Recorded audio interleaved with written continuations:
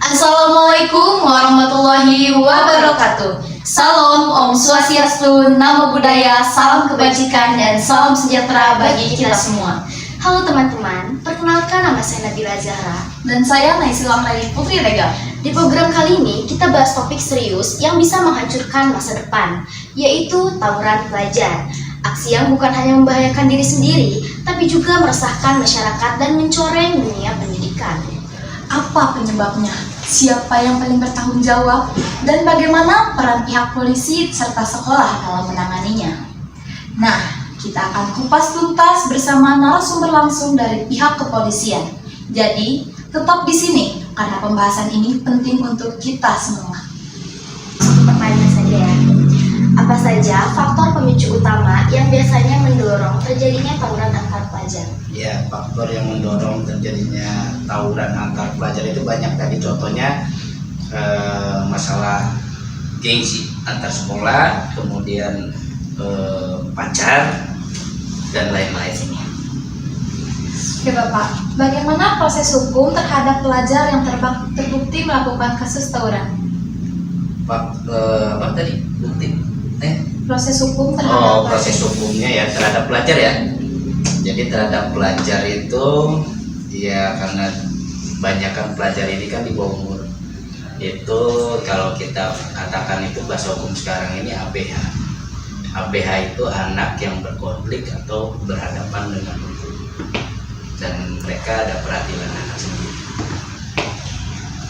Upaya apa saja yang sedang melakukan Polsek dalam rangka pencegahan aksi tawuran di kalangan pelajar? Ya banyak, kita dari kepolisian Polsek Ciamas khususnya biasanya kita menyambangi sekolah-sekolah, kemudian setelah itu membubarkan anak-anak yang nongkrong, anak-anak sekolah yang nongkrong di pinggir jalan.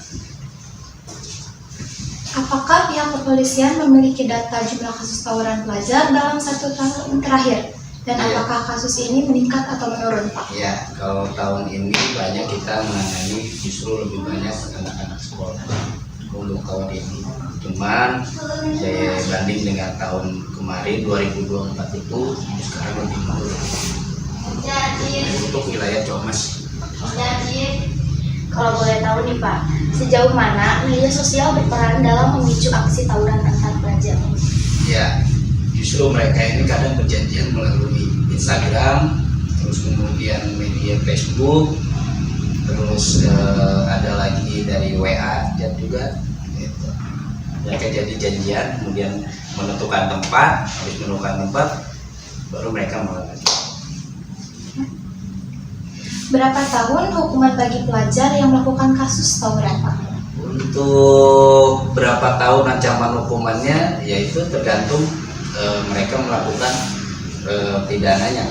Contohnya kalau untuk masalah senjata tajamnya udah jelas diatur dengan Undang-Undang Nomor 12 Tahun 1951.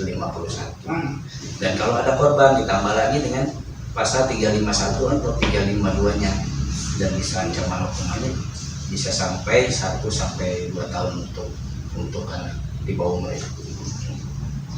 Apakah pelajar yang masih di bawah umur tetap bisa dikenakan sanksi pidana atau ada pendekatan hukum khusus?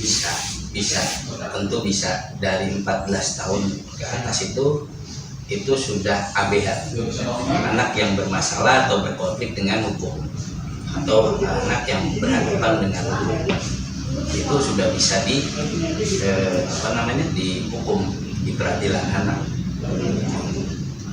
Apakah ada catatan pelanggaran hukum lain yang sering dikaitkan dengan aksi tawuran, seperti membawa senjata tajam atau merusak fasilitas umum? Ya, itu senjata tajam itu kan tadi yang saya jelaskan.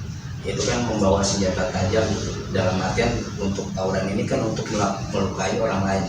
Itu udah diatur dengan pasal yang tadi nomor Undang-Undang Darurat nomor 12 tahun 1951 tentang kepemilikan senjata. Dari perbincangan tadi, kita belajar bahwa tawuran pelajar bukan sekedar masalah kenakalan, tapi persoalan serius yang melibatkan pendidikan, keluarga, lingkungan, dan penegakan hukum. Mari kita jadikan pembelajaran ini sebagai pemicu perubahan. Sebab masa depan bangsa ada di tangan generasi muda yang sehat, cerdas, dan bijak. Saya Naisila Parani Putri Degar, Dan saya Nabila Zahra. pamit undur diri. Sampai jumpa. Wassalamualaikum warahmatullahi wabarakatuh.